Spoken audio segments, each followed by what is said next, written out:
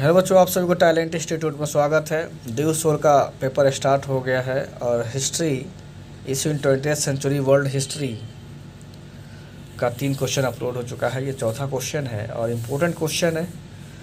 Okay, BA program, BA honours जो भी बच्चे का है, ये वाला इस history issue in 20th century of world history तो आप लोग देख सकते हैं, पढ़ सकते हैं। क्वेश्चन है, आपकी सीमा तक इस मत से सहमत है कि वैश्वीकरण साम्राज्यवाद का विस्तार है। ठीक है, तो इसका आंसर है वैश्वीकरण का शाब्दिक अर्थ स्थानीय या क्षेत्रीय वस्तु या घटनाओं के विश्व स्तर पर रूपांतरण की प्रक्रिया है। ठीक है, इसे एक ऐसी प्रक्रिया का वर्णन करने के लिए भी प्रयुक्त किया जा सकता है जिसके द्वारा पूरे विश्व के लोग मिलकर एक समाज बनाते हैं तथा एक साथ कार्य करते हैं। यह प्रक्रिया आर्थिक, तकनीकी, सामाजिक और राजनीतिक ताकतों का एक संयोजन है। वैश्वीकरण का उपयोग अक्सर आर्थिक वैश्वीकरण के संदर्भ में किया जाता है, अर्थात व्यापार, विदेशी प्रत्यक्ष निवेश, पूंजी प्रवाह, प्रवास और प्रौद्योगिकी का प्रसार के माध्यम से राष्ट्रीय अर्थव्यवस्था का अंतर्राष्ट्रीय अर्थव्यवस्थाओं में एकीकरण है। ठीक है, वैश्वीकरण को एक सदियों लंबी प्रक्रिया के रूप में देखा जाता है जो मानव जनसंख्या और सभ्यता के विकास पर नज़र रखती है, जो पिछले 50 वर्षों में नाटकीय ढंग से त्वरित हुई है।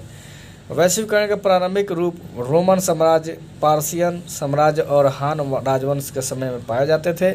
जब चीन में शुरू हुआ, रेशम मार्ग पार्सियन साम्राज्य की सीमा तक पहुंच गया और आगे रोम की तरफ बढ़ गया।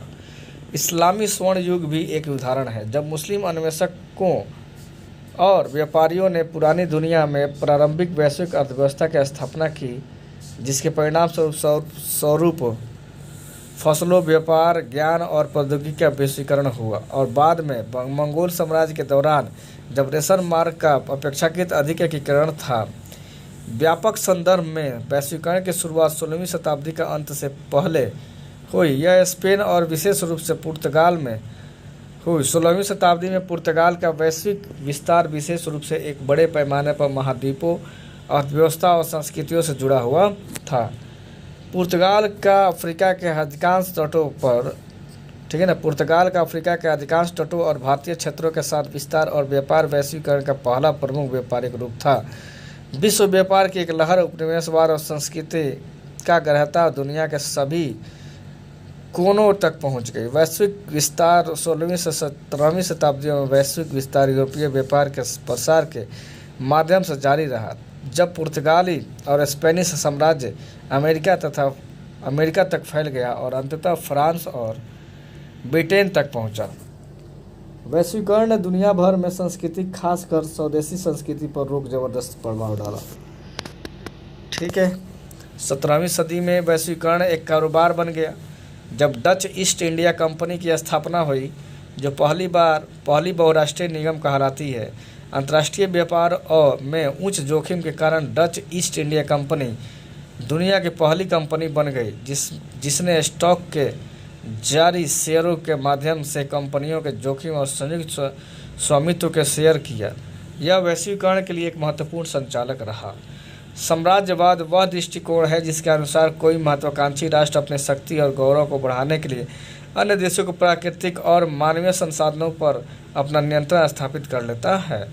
यह हस्तक्षेप राजनीतिक, आर्थिक, सांस्कृतिक या अन्य किसी भी प्रकार का हो सकता है। इसका सबसे प्रत्यक्ष रूप किसी क्षेत्र को अपने राजनीतिक अधिकार में ले लेना एवं उस क्षेत्र में निवासियों के विविध अधिकारों को वंचित करना है।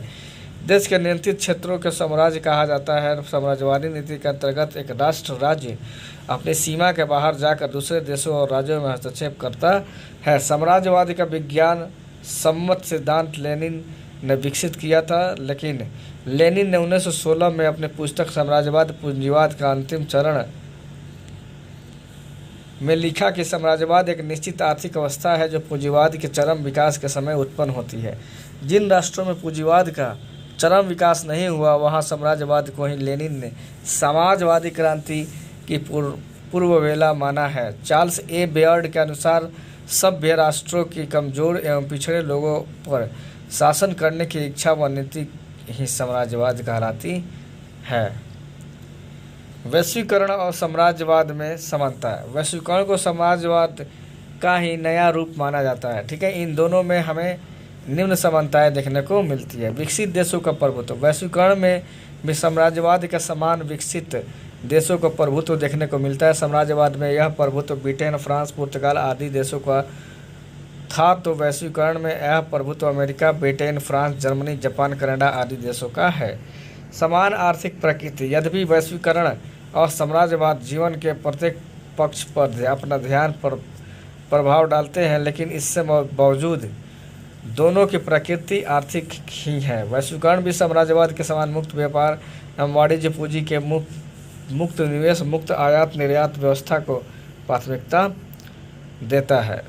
शोषणकारी चरित्र, मानवीय मूल्यों की स्थापना और विकास की आड़ में दोनों का चित्र शोषणकारी है। दोनों में विकसित और संपन्न देश के द्वारा तृतीय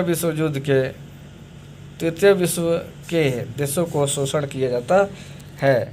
रॉबर्टसन ने वैश्वीकरण और साम्राज्यवाद को एक मानते हुए कहा कि वैश्वीकरण साम्राज्यवाद का उत्तर है।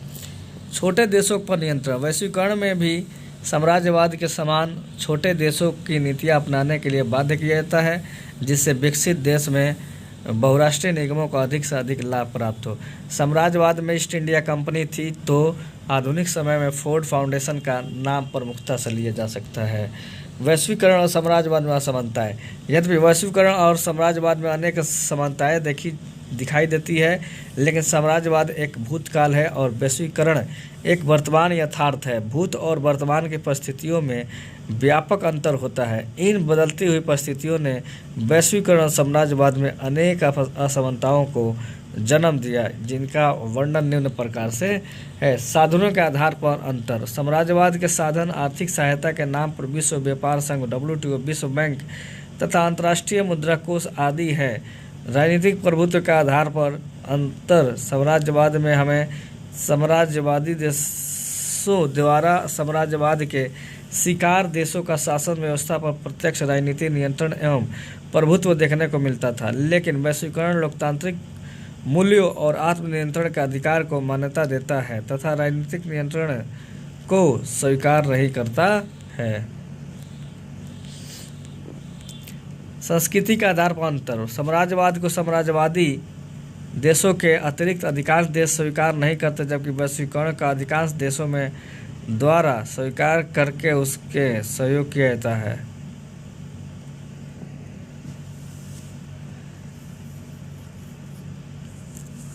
तकनीक के आधार पर अंतर, साम्राज्यवाद अपनी स्थापना और उद्देश्य प्राप्ति के लिए नई तकनीक के प्रयोग को अपनाना था, जबकि वैश्वीकरण में नई तकनीक के तृतीय विश्व देशों को हस्तांतरित करने पर बल दिया जाता है। सामाजिक पक्ष के आधार पर अंतर, साम्राज्यवाद का केवल आर्थिक और राजनीतिक पक्ष था, लेकिन वैश्वीकरण का सशक्त सामाजिक पक्ष है।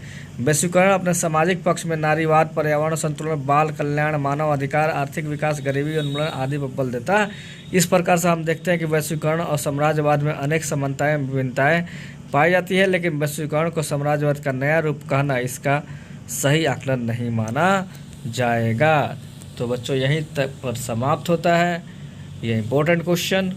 तो चलिए आप लोग पढ़िए, मन से पढ़िए। ओके, फिर मिलते हैं अगले वीडियो में। थैंक यू सो मच बच्चों।